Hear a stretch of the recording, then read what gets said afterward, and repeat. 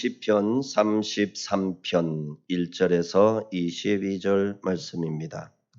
시편 33편 1절에서 22절의 말씀 한 절씩 교독합니다.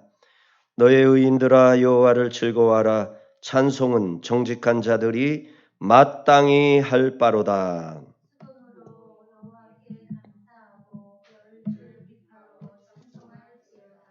새 노래로 그를 노래하며 즐거운 소리로 아름답게 연주할지어다.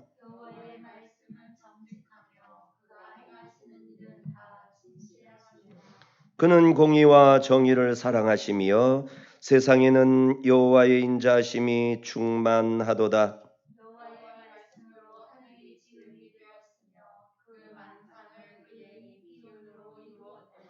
그가 바닷물을 모아 무더기같이 쌓으시며 깊은 물을 곳간에 두시도다.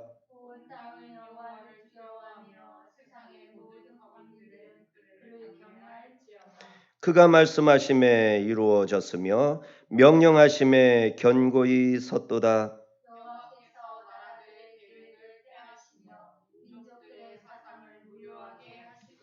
여호와의 계획은 영원히 서고 그의 생각은 대대에 이르리로다.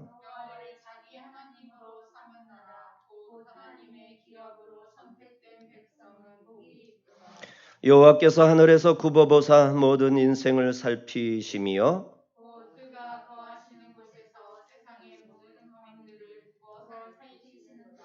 그는 그들 모두의 마음을 지으시며 그들이 하는 일을 굽어 살피시는 이로다.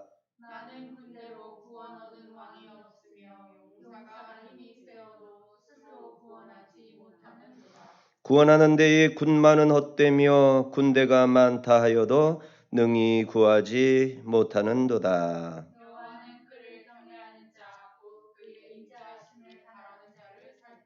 그들의 영혼을 사망에서 건지시며 그들이 굶주릴 때에 그들을 살리시는도다.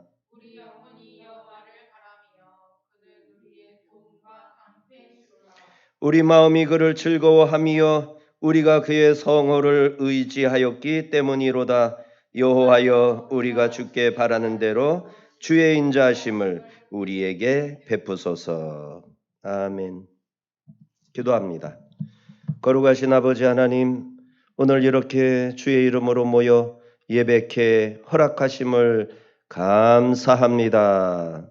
우리를 위해 생명을 내어주시고 영원한 나라, 영원한 생명 허락하여 주셔서 우리가 그 나라를 바라보며 소망으로 삼고 이 땅에 잠시 당하는 고난이나 멸시나 전대나 모든 속이는 자들의 억압과 조롱과 핍박과 손가락질을 마다하지 아니하고 주 앞에 찬송을 기뻐하며 기도함을 우리의 영혼의 호흡으로 알아 주 앞에 나와 귀를 기울이나이다.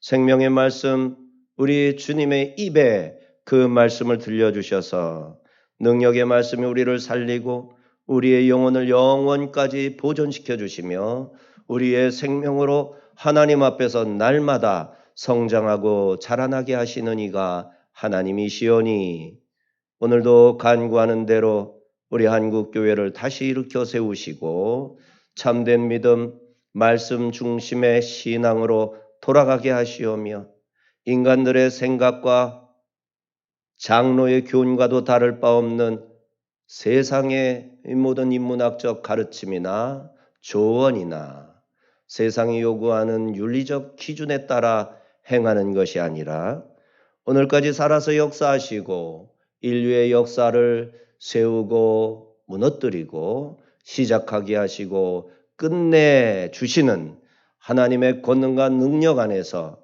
저희들이 주를 섬기며 기뻐하는 저희들 되게 하여 주옵소서. 이 나라 그렇게 되게 하여 주시고 한국 교회가 그 일을 감당하게 하시고 마지막 때에 우리 주님이 믿는 자를 찾으시고 살피실 때 주여 주의 종이 여기 있나이다. 주의 호명에 대답하며 주의 인도하심을 따라 영생을 누리고 사명자로서 생명의 날을 주 앞에 헌신하는 복된 믿음의 사람들 다 되게 하여 주옵소서. 예수님의 이름으로 기도하옵나이다. 아멘. 오늘 33편은 하나님의 전능하심과 도우심을 찬양하는 시편입니다. 찬양 주제는 여호와 하나님께서 창조 세계의 주인 되시고 역사의 주인 되심을 주제로 해서 찬양을 드립니다. 1절에서 3절 찬양으로의 초대, 4절에서 5절 찬양의 이유, 6절에서 9절 창조주 하나님의 주권을 찬양하고 10절에서 19절은 창조주의 주권적 섭리, 역사 속에서 섭리하시는 하나님을 찬양하고 20절에서 22절은 이 시편이 기도시고 기도에 대한 마무리로서 마치고 있습니다. 먼저 1절에서 3절 찬양회로의 초대. 아마도 주석가들은 이 찬양시가 명절에 불려진 찬양일 것이다. 찬양은 성가대가 부르는 것이 우선 찬양이고 또 성도들이 하나님을 높일 때 박수하고 또 영광을 돌리는 환호, 이런 것들이 다 찬양이 되죠. 그런데 이 시는 조직적인 성가대 혹은 조직적인 예배에서 순서에 따라 불려졌던 노래이기도 합니다. 시편이 찬송가지요. 그러니까 우리가 요즘 최근 들어서 다윗의 시편에 대한 새로운 조망 같은 것을 얻게 되었는데, 그것은 뭐였냐면은 다윗이 하나님으로부터 성전을 위해 계시를 받았는데 그 계시가 문서로 받은 것은 도면입니다. 성전을 지을 때 어떻게 지어라. 재료는 뭐다. 규격은 뭐다. 그 다음에 이런 그 영감, 예술성 이러한 받은 것이 바로 찬송입니다. 찬송. 예배당을 짓고 그 안에서 예배를 드릴 때 어떤 순서를 따라 어떻게 예배를 드릴지 이러한 그 내용을 다윗의 지휘 아래 성전에서 수고하는 기술자들을 훈련시키고 준비시킨 것 외에도 제사장들 가운데 헤만, 아삽 같은 사람들을 다윗이 양성을 한 거예요. 그래서 이들이 찬송을 짓고 조직하고, 그래서 예배에 어떻게 성가대를 조직해서 성가대의 주인은 어떻게 하고 또 시편의 노래들을 어떻게 구성을 해서 어떤 때는 어떤 찬송, 어떤 때는 어떤 찬송, 이것을 조직하는 기본적인 일들을 다윗 시대에 이미 다윗의 영감과 성전을 사모하는 그 속에서 이것이 이루어진 거죠. 마치 세종대왕이 한글을 창제하고 한글 해례본 이런 것들을 통해서 이제 온 국민에게 보급할 때 양반들의 호응은 적었지만 이것을 위해 헌신한 아주 그 충성된 오른팔들이 있었잖아요. 정인지라든지 이러한 그 세종대왕의 학자들이 이 여러 가지 보급을 가능하게 하는 이런 것들을 만들었던 것처럼 다윗이 마음을 먹고 성전을 건축하려고 재료들을 다 사다가 쟁여놓고 그리고 도면을 만들어서 이제 솔로몬에게 건네주고 이럴 때 바로 이 찬송에 대한 찬송가를 작곡하고 이 찬송가를 이렇게 따로 있잖아요. 성경책과 찬송가가 있잖아요. 그래서 이 찬송가를 다윗이 대부분 저수를 한 겁니다. 그래서 그것이 예배의 찬송가가 되는 거예요. 그게 시편인 겁니다. 그 다음에 이 또 성경을 다윗 시대 이전부터 사무엘이라든지 그 앞에는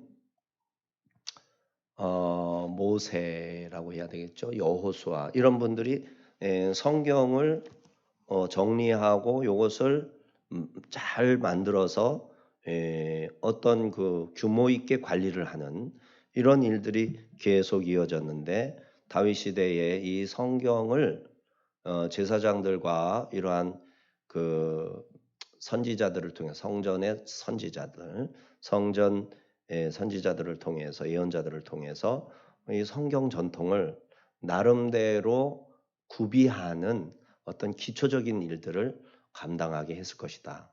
이것이 에스라 시대의 대부분 이것이 대부분 확립이 되고 그 이전에 이제 책들이 창고에 보관되는 형태였다면 다윗 시대에 그것을 분류하고 그것을 꺼낼 때 어떻게 꺼내고 이런 관리라든지 보관이라든지 이런 모든 절차라든지 이런 것들은 다윗에 의해서 어느 정도 구비가 되었을 가능성이 크다. 그래서 다윗은 예배 기획자입니다.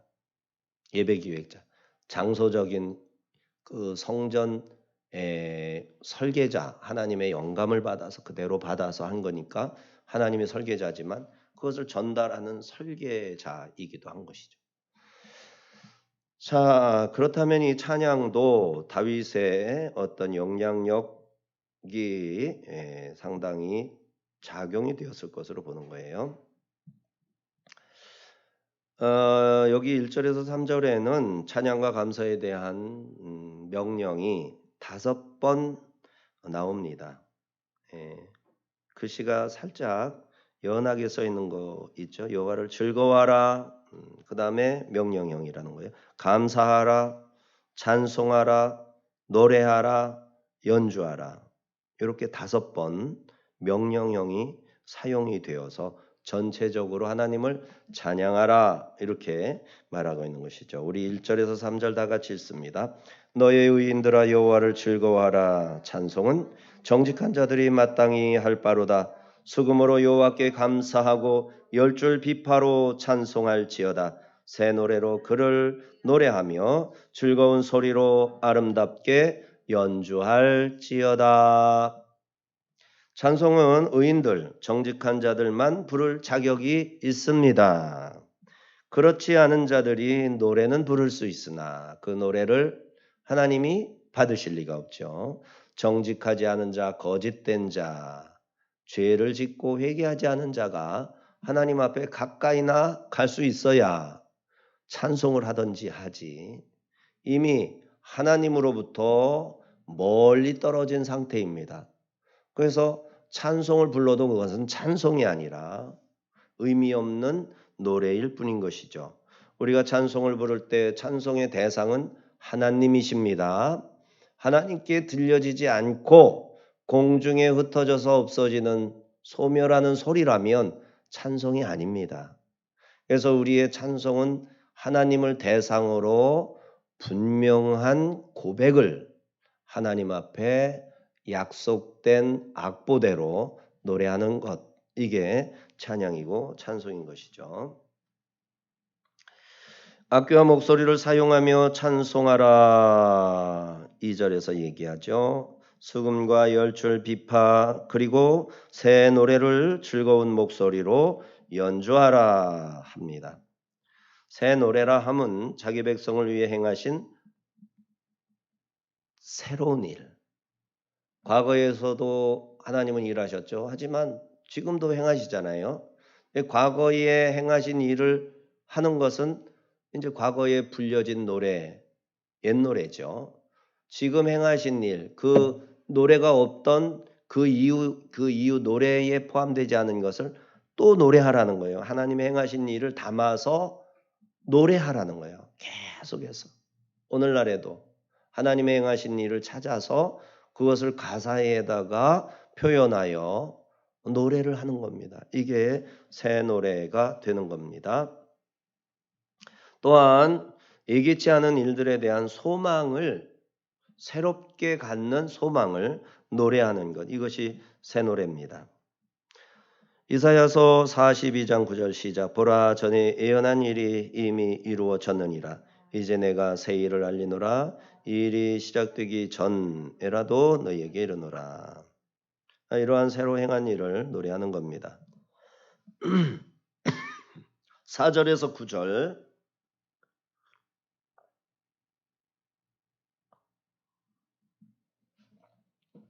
하나님의 말씀에 대한 찬양입니다. 이 단락에서는 하나님의 말씀에 대하여 3번 언급합니다. 첫 번째는 하나님의 말씀이 정직한 것이다. 하나님의 말씀이 정직의 표본이라 합니다. 그대로 행하시고 거짓이 없으시니 정직이지요.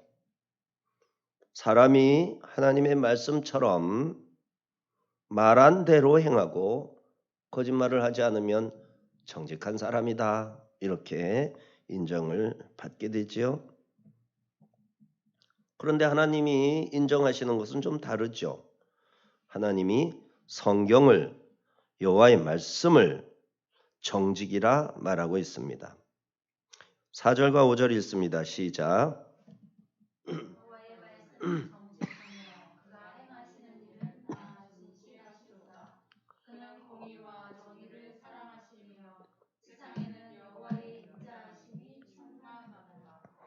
사람이 자신의 정직을 아무리 나 정직하다 호소를 해도 하나님은 그의 생각을 아시고요. 앉는 것 서는 것 다 아십니다. 그가 은밀한 중에 행한 것도 아시죠. 그러니 사람이 하나님께 나 정직합니다. 아무리 얘기를 해도 그 사람이 말해서 정직해지는 게 아니라 변명을 잘해서 정직해지는 게 아니라 다 아시는 하나님, 훨씬 기억력도 좋으시고 언제든지 그 장면을 소환할 수 있는 그러니까 CCTV 같은 것이 훨씬 더 분명한 기능을 CCTV보다 훨씬 더 우월한 어떤 기능을 하나님의 능력 가운데 있는 거죠. 그러니 사람이 호소한다고 정직해지고 포기한다고 거짓이 되는 것이 아니죠. 하나님의 심판대에서 드러나지 않을 허물과 부정은 없습니다. 그러므로 하나님의 말씀의 정직성과 하나님의 행하시는 진실함을 의지하는 자가 정직한 자가 되는 것입니다. 그는 부끄럽더라도 자기의 죄를 숨기지 않습니다. 올바로 행할 능력이 없어도 하나님의 의를 포기하지 않고 행하려 합니다. 그는 반드시 그것을 행할 수 없을 거예요. 왜? 인간은 죄 가운데 태어나서 연약한 죄의 저주 아래 연약한 본성을 가지고 있으니까 실패하는 게 많을 거예요. 하지만 그는 의를 행하기를 포기하지 않는 것이죠. 그는 하나님의 공의와 하나님의 정의를 사랑합니다. 왜요? 하나님을 사랑하기에 그를 기쁘시게 하려고 하나님의 정의와 하나님의 공의를 사랑하는 것입니다. 하나님을 사랑하기에 하나님의 공의와 정의를 세우려고 많은 고생도 무릅씁니다. 때로는 죽음까지도 각오하고 하나님의 정의와 공의를 위해 헌신합니다. 자신을 구원하시려고 기꺼이 자기를 내어주신 그리스도의 모범을 따르고자 하기 때문인 것이죠. 6절과 7절을 함께 읽습니다. 여호와의 말씀으로 하늘이 지음이 되었으며 그 만상을 그의 입 기운으로 이루었도다. 그가 바닷물을 모아 무더기같이 쌓으시며 깊은 물을 곳간에 두시도다. 여호와 하나님의 말씀이 창조의 말씀이라 합니다. 창세기 1장 6절에서 8절을 같이 읽습니다. 시작. 하나님이 이르시되 물 가운데 궁창이 있어 물과 물로 나뉘라 하시고 하나님이 궁창을 만드사 궁창 아래의 물과 궁창 위의 물로 나뉘게 하시니 그대로 되니라. 하나님이 궁창을 하늘이라 부르시니라. 저녁이 되고 아침이 되니 이는 둘째 날이니라. 둘째 날 창조하신 궁창 하늘을 창조하신 거죠. 대기권을 말합니다.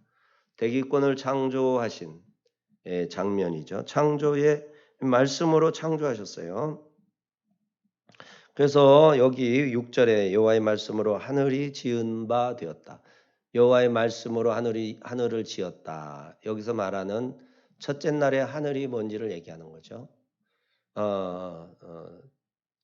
첫째 날은 빛이고 둘째 날이 궁창이죠. 셋째 날이 땅, 바다 나누신 것이고 넷째 날이 궁창에 해가 있게 한 거죠. 이렇게 하나님께서 그 궁창을 이제 둘째 날에 지으셨는데 우주 전체의 창조는 언급을 지금 안 하고 있는 거죠. 우리가 창세기를 자세히 읽으면서 발견한 거지 않습니까? 창세기는 하나님의 창조 전부를 기록한 것이 아니라 인간이 알아야 될 법한, 인간이 이해할 법한 부분에 대하여 기록을 하였고 그 나머지의 창조에 대해서는 굳이 말해도 알아듣지 못할 것이니 언급을 안 하고 있는 것이라는 것을 우리가 이미 알게 되었었습니다.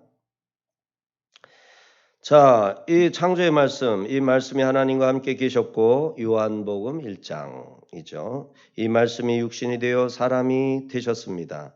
곧 예수님이 창조의 말씀이시며 하나님의 아들이라는 말씀입니다.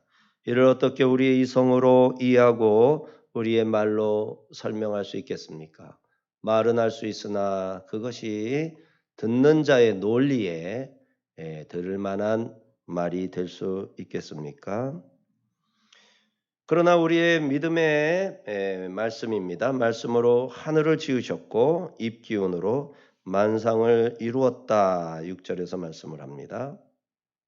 말씀과 입기운이 곧 예수 그리스도 창조주 성자 예수님이시라는 것이죠.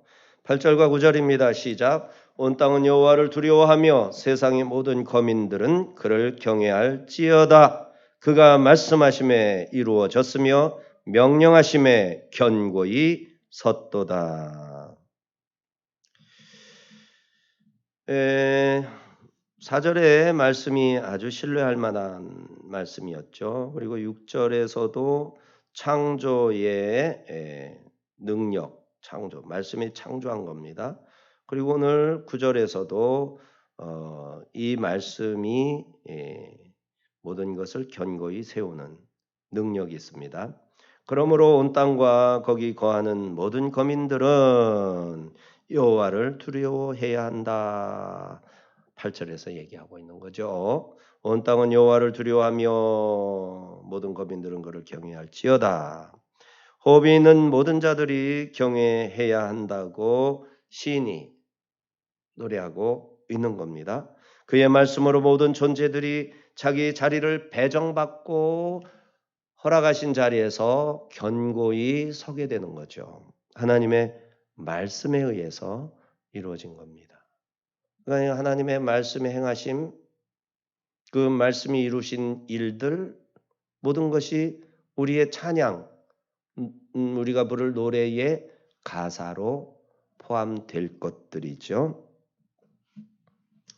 이사야서 40장 26절 함께 읽습니다. 시작. 너희는 눈을 높이 들어 누가 이 모든 것을 창조하였나 보라. 주께서는 수요대로 만상을 이끌어내시고 그들의 모든 이름을 부르시나니 그의 권세가 크고 그의 능력이 강함으로 하나도 빠짐이 없느니라. 이사야서 45장 12절 시작. 내가 땅을 만들고 그 위에 사람을 창조하셨으며 내가 내 손으로 하늘을 펴고 하늘의 모든 군대에게 명령하였노라. 이렇게 시는 말씀이 능력이다 얘기하고 있죠. 그러면서도 이 말씀이 행하신 것은 인격자로서 행하시는 것이죠. 하나님의 말씀은 인격체입니다. 하나님의 말씀은 살아 있습니다. 그 말씀이 우리를 지으셨고 우리의 생각, 마음, 우리의 사상, 정신 누가 만드신 거라고요? 하나님의 말씀이 만드신 거예요. 하나님의 말씀이 이와 같이 우리의 생각도 가능하게 나를 지으셨다면 당연히 하나님의 말씀은 인격자인 거죠. 그래서 우리가 오늘도 성경 말씀을 받고 있잖아요. 이 성경 말씀을 들을 때 어떻게 듣습니까? 그러니까 내가 하나님의 말씀을 자꾸 접하면서 말씀에 대한 이해도가 넓어지고 높아지는 거죠. 깊어지는 거죠. 그러면서 이 말씀이 살아있는 말씀이라는 사실을 내가 경험하고 체험한 거, 성경에서 말하는 거, 이런 것들이 우리 내 귀에 들려지는 거예요. 이게 지식으로 우리 속에 딱딱 들어와서 자리를 잡고 공식처럼 외워지는 것이 아니라 살아있는 말씀이 우리 속에 들어와서 내 생각과 인격에 영향을 끼치고 어루만져 우리를 조성하고 만들어 가시는 거예요. 이거를 성령을 통해서 이루어 가십니다. 이것을 믿는 믿음으로 저는 설교하고 있어요. 제가 강단에 설 때마다 모든 목회자가 그러겠죠. 이 말씀은 우리 주님 자신이시고 주님 자신이신 이 말씀이 나를 통해 나간다. 이 믿음을 가지고 이 단에 서는 거예요. 듣는 사람도 그 믿음을 가지고 들어야 합니다. 그런데 의심 가는 것은 오늘날 너무나도 하나님의 말씀이 설교자에 의해서 이게 가공이 되고 그리고 너무 많이 요리가 된다라는 거예요. 마치 육신을 건강하게 채울 무슨 음식을 만드는 요리사가 된 양. 그렇지 않습니다. 이 요리는 우리가 먹는 요리와 달라서 성령님이 우리 속에서 해설을 해주시고 예수님이 일하시도록 성령께서 일하시는 거예요. 그래서 말씀하신 그 말씀이신 예수님 말씀이 우리를 가르치는 겁니다. 우리를 깨닫게 하는 겁니다.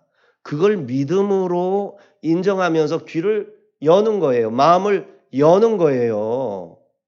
그렇게 하면 살아있는 말씀이 믿는 자 우리 가운데로 쑥 들어오셔서 나를 만지는 겁니다. 그러니까 이 성령 안에서의 이 역사에 대한 인정, 믿음, 확신 이런 게 없는 상태에서 설교를 듣고 성경을 읽으면 그 성경이 나에게 유익을 주겠죠. 지식적으로도 유익이 되고 의지에도 힘이 되고 소망을 주기도 하고 그 정도가 아니라는 거예요. 이 말씀은 그 이상입니다. 살아있는 말씀이고 나를 지금 만지고 있는 말씀이고 역사하시는 말씀이라는 거예요. 이 세상을 지으셨을 뿐만 아니라 인류를 지으셨을 뿐만 아니라 인류의 존재됨, 인류의 그 역사성, 지속성 이 모든 가운데 성령님이 주관하고 친히 이끌어 가시고 목적하신 바가 있으셔서 그 목적을 향해 주도적으로 이끌어 가시는 분, 그분이 바로 우리가 듣고 있는 말씀이라는 사실이에요. 그러니까 이 믿음을 갖느냐 못 갖느냐가 우리의 신앙에 얼마나 많은 영향을 끼치겠어요. 확신해야 됩니다. 말씀을 대할 때마다 확신해야 됩니다. 자,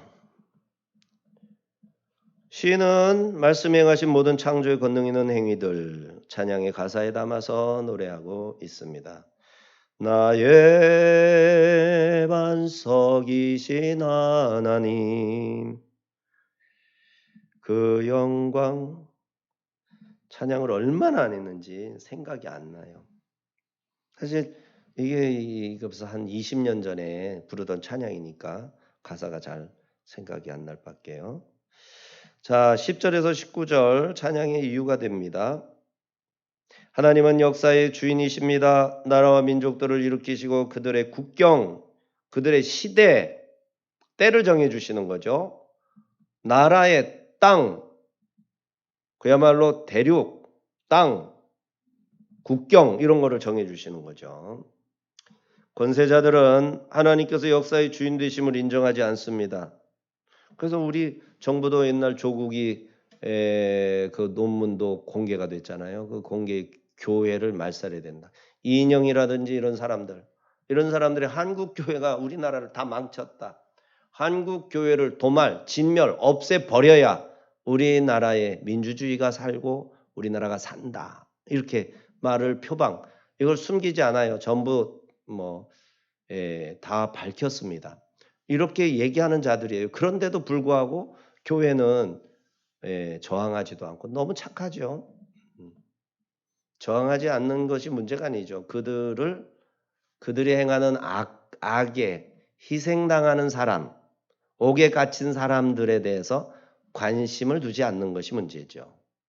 옥에 갇힌 사람들을 구명하기 위해서 그들의 억울함을 해결해 주기 위해서 이타적으로 우리가 애쓰는 것, 그것이 공격하는 자들에게는 정치적인 것으로 보이겠지만 믿는 자들이 정치적이라는 오해를 받기 때문에 그 오해를 피하기 위하여 어려움을 당하고 감옥에 갇히고 고통을 당하는 자들, 이런 우리의 이웃들에 대해서 피하고 무관심한다?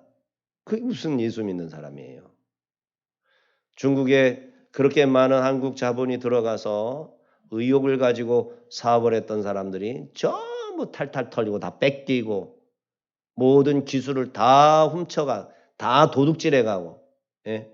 우리나라에 있는 그 많은 이 통신 장비들 중국에서 수입해가지고 이거 다 훔쳐가고, 이 거짓 이런 것을 모르는 체하고 그런 것을 모른 체하는 것을 잘한다 하고 그것이 기독교인의 올바른 자세라 하고 그게 하나님이 원하시는 바라고 거짓말을 하는 일들이 이렇게 우리 세상 이 나라에 너무 가득하게 편만해 있어요. 자, 이게 심각한 일 아닙니까?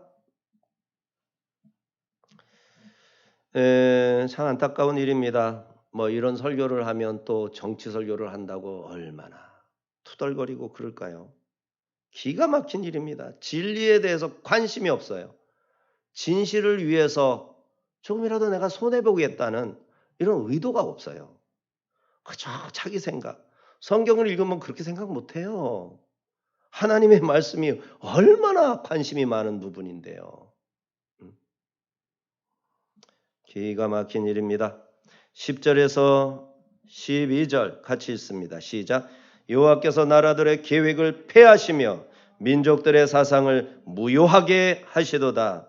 여호와의 계획은 영원히 서고 그의 생각은 대대에 이르리로다.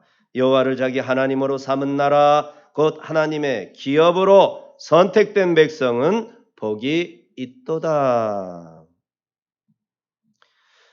하나님의 영원하신 계획을 인정하고 여호와 하나님을 자기 하나님으로 삼은 나라가 복이 있다 말씀합니다. 시편에 이렇게 써 있는 것이죠.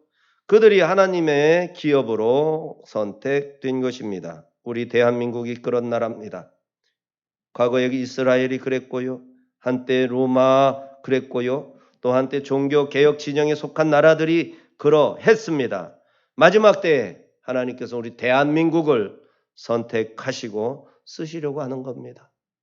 그래서 수없이 많은 선교사들, 그 훌륭한 젊은 선교사들, 결혼도 안 한 선교사, 이제 새로 결혼해가지고 임신해가지고 죽기도 하고 애를 낳다가 죽기도 하고 그러면서 이 한국교회를 세우기 위하여 수없이 많은 사람들이 수고하다가 일부가 양화진에 묻힌 거예요.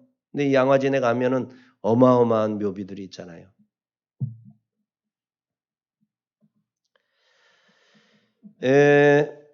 이제는 거의 모든 나라의 모든 민족의 언어로 성경이 번역되어 있고요. 복음이 전파되었습니다. 이제 이스라엘 민족들이 그리스도께로 돌아오고 있어요. 유대인들이요. 뭐를 말합니까? 예수님이 말씀하신 대로 이제 무화과 나무의 잎사귀가 무성해지고 있는 것이죠.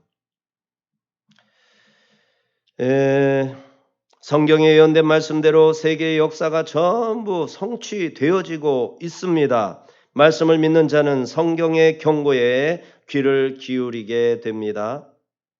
말씀을 믿지 않고 말씀을 읽지 않는 자는 관심이 없죠. 뉴스에나 나오는 것, 사람과 사람 입에서 입으로 증거되고 내 귀에 전달된 것들, 이단들은 어떻게 하니?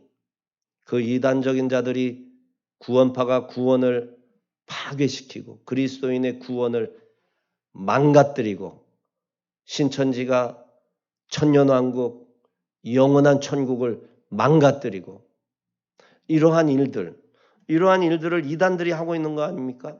그러니까 뭐가 무서워서 구데기가 무서워도 장을 못 담근다고 이단들의 횡포가 무서워서 성경에서 말하고 있는 것을 자신의 믿음으로 고백조차 못하는 자들이 그리스도인이다. 이단으로 오해받는 것이 두려워서 성경적인 구원도, 성경적인 천년왕국도, 성경적인 종말도 말할 수 없는 단체가 교회다? 가능한 일입니까? 가능하지 않아야죠. 참된 교회, 우리 주님의 교회는 성경이 말하는 대로, 가르치는 대로, 지시하시는 대로 종말을 가르쳐야 되고 마지막 때를 가르쳐야 되고 준비를 시켜야 되는 거죠. 지혜로운 다섯 처녀가 되도록 가르치고 양육해야 되는 거예요. 그런데 성경을 안 읽고 설교를 인위적이고 사람의 감성을 터치하는 이런 자기 만족을 주는 이야기 정도로 설교를 전부 왜곡시키고 듣는 자가 이미 그렇게 훈련이 되어져 버렸어요. 기가 막힌 일입니다. 그래서 저는 아예 성경 자체 읽는 순서도 그만 좀 바꿔라. 그만 좀 손대라. 인간의 재간 좀 그만 좀 부려라. 성경을 그대로 성경으로 읽어줘라. 제발 좀 설교를 그만 좀 꼬우고 그만 좀 바꿔라. 하나님의 말씀을 좀 있는 대로 전하자. 이 주님께서 이 가슴을 두드리는 그러한 이제 사명이 저한테 있는 거죠. 그래서 알아주는 사람 없고 설교 듣다가 다 도망가는 한이 있더라도 성경대로 성경을 읽고 참 깝깝하죠. 신학교에서 배운 대로 해도 이렇게 할 수는 없으니까요. 어쨌든 성경대로 읽으면서도 제가 확신하는 것은 주제가 성경의 주제를 어렵지 않게 오히려 더 분명하게 말할 수 있다는 것이죠. 왜? 성령님이 성경을 기록했고 말씀을 우리가 읽고 설명하고 또 가르침을 받는 그 순간에 성령께서 역사하실 테니까. 그래서 이 믿음을 우리가 잊어버리면 설교 못 듣습니다. 너무 길고 힘들고 괴로운 일이죠. 그러니 이 믿음을 우리가 연단하고 또 확증하고 이 믿음을 아주 날카롭게 나를 세우는 그러한 시간들을 우리가 계속해서 가져야 돼. 이를 포기하면 안 되겠습니다.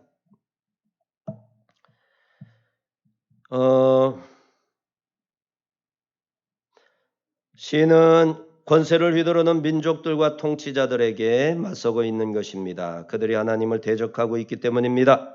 창조주 하나님이 경영하시는 역사를 믿기에 말씀이 인도하는 대로 따르려니 이들과 대치할 수밖에 없는 것입니다.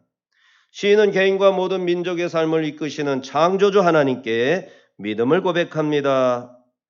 여호와께서 하늘에서 굽어보사 시작 여호와께서 하늘에서 굽어보사 모든 인생을 살피심이여 곧 그가 거하시는 곳에서 세상의 모든 거민들을 굽어 살피시는도다. 그는 그들 모두의 마음을 지으며 그들이 하는 일을 굽어 살피시는 이로다. 그래서 우리 지금 한국교회가 출애굽기 16장에서 살펴본 바와 같이 너희들이 안식일을 지키나 안 지키나 내가 시험해 보겠다.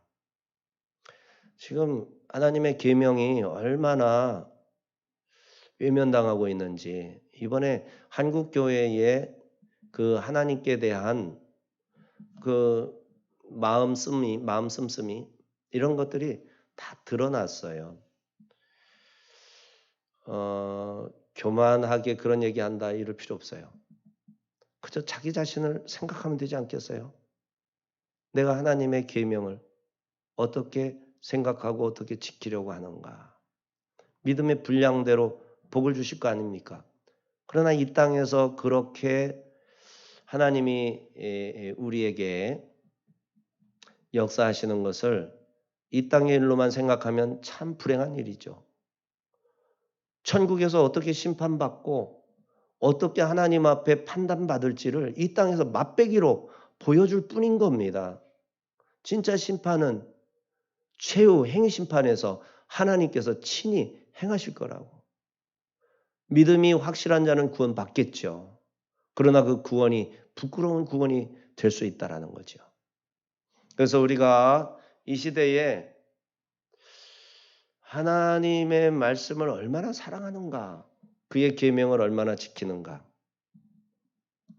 스스로 말씀에다가 성경 안 읽으면 편안하겠죠. 출애굽기 안 읽으면 편안하겠죠. 예수님의 산상보훈을 안 읽으면 부담 없이 신앙생활 할 수 있겠죠. 그러나 읽으면 견딜 수 없는 거죠. 13절에서 15절 읽었죠. 자, 하나님께서 인생을 살펴보시고 하늘에서 세상의 모든 거민을 굽어 살피심에 대한 믿음을 고백하며 찬양을 드리고 있습니다. 하나님께서 그들을 지으셨으니 뜻대로 행하는지 살펴보실 게 아닙니까? 하나님께서 나를 지켜보고 계시니 그 지켜보신다는 사실, 그것이 나는 찬양 드릴 수 있는가? 하나님이 나를 지금 보고 있는 것이, 그것이 내 찬양이 될 수 있는가? 한번 점검해 봐야 됩니다. 하나님은 너를 지키시는 자, 이 찬송가 가사 속에서 우리는 그런 고백을 할 수가 있는데요. 16, 17절입니다. 많은 군대로 구원 얻은 왕이 없으며 용사가 힘이 세워도 스스로 구원하지 못하는도다. 구원하는 데에 군마는 헛되며 군대가 많다 하여도 능히 구원하지 못하는도다. 왕과 군대를 맞서 상대할 수 있는 사람은 없습니다. 왕이나 군대에 대항할 만한 군인과 무기가 있어야 맞설 수 있는 것이죠. 그런데 그리스도인들은 악한 왕들과 군대에 대하여 맞서 싸울 수 있습니다. 하나님을 의지하고 그의 인자하심을 바라며 그가 싸워주시기를 기도함으로써 그들에게 맞서는 것이죠. 물리적으로 맞서는 것은 하나님께서도 요구하시는 것이 아닙니다. 그렇게 맞서는 것이 하나님의 뜻을 수행하는 것도 아닙니다. 그러나 만왕의 왕, 모든 군대의 통솔자이신 하나님께 기도함으로 그들의 악행을 멈추게 할 수 있는 겁니다. 우리 18, 19절입니다. 함께 읽습니다. 여호와는 그를 경외하는 자 곧 그의 인자하심을 바라는 자를 살피사 그들의 영혼을 사망에서 건지시며 그들이 굶주릴 때에 그들을 살리시는도다. 하나님의 능력이 아무에게나 능력이 되는 것은 아닙니다. 그 능력의 수혜자가 아무나 될 수 없다라는 것이죠. 여호와 하나님께서는 자기를 경외하는 자, 하나님의 인자하심을 바라는 자들을 찾아서 그들의 영혼이 사망의 위험에 있을 때 건지시고 그들이 굶주릴 때에 살리시는 겁니다. 만약에 어떤 사람이 사망의 위험에 있으나 굶주리고 있으나 하나님을 경외하지 않는다면 하나님의 구원이 그 사람과 상관이 있을 리가 없는 겁니다. 하나님을 경외하고 그의 인자하심을 바라는 자들을 구원하시겠다고 약속하셨음을 가볍게 들어서는 안 됩니다. 이제 20절, 22절은 시인이 마무리로 기도하는 내용입니다. 시인은 예배자의 대표로서 하나님께 감사와 찬양을 드리며 마지막으로 하나님의 은혜를 회중들에게 기원하는 내용입니다. 20절에서 22절 다 같이 읽습니다. 우리 영혼이 여호와를 바라며 그는 우리의 도움과 방패의 시로다. 우리 마음이 그를 즐거워하며 우리가 그의 성호를 의지하였기 때문이로다. 여호와여, 우리가 주께 바라는 대로 주의 인자하심을 우리에게 베푸소서. 자, 이 말씀, 예배자의 영혼, 예배자의 가장 깊은 데에는 하나님을 갈망하는 영적 지향성이 존재하는 것을 이야기하고 있는 거죠. 마치 식물이 수분을 갈망하여 땅 밑으로 뿌리를 뻗어나가죠. 그리고 빛을 갈망하여 가지를 뻗고 가지마다 잎사귀가 움돋는 것이죠.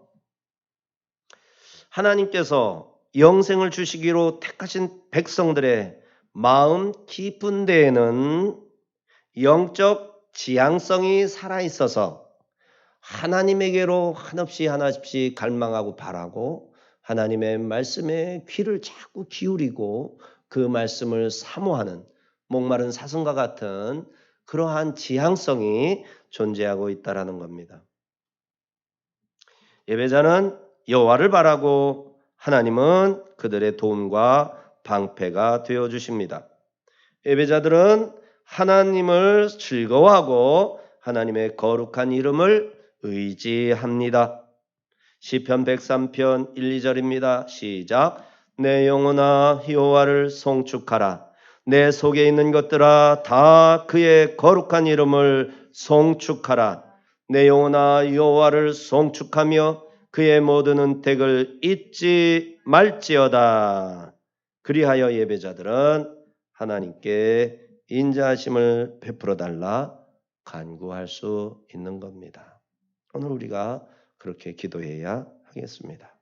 기도합니다. 거룩하시고 자비로우신 아버지, 찬양받으시기에 합당하신 하나님 되시나이다.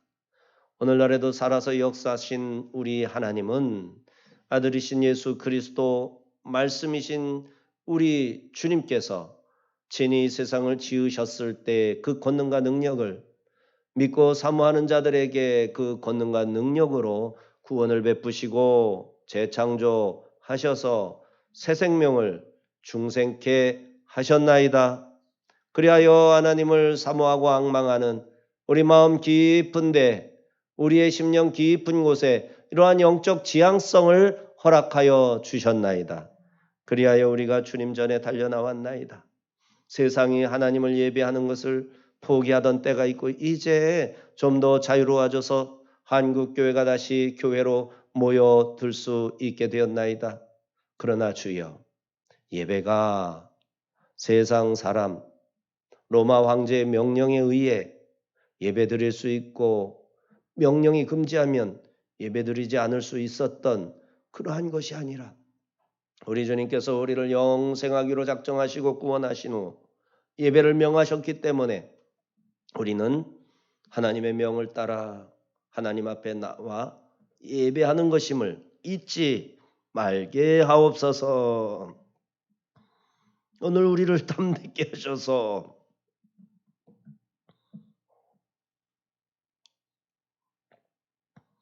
하나님이 들으시고 하나님이 받으심직한 기도가 되게 하시고 예배가 되게 하옵소서. 예수님의 이름으로 감사하며 기도하옵나이다. 아멘.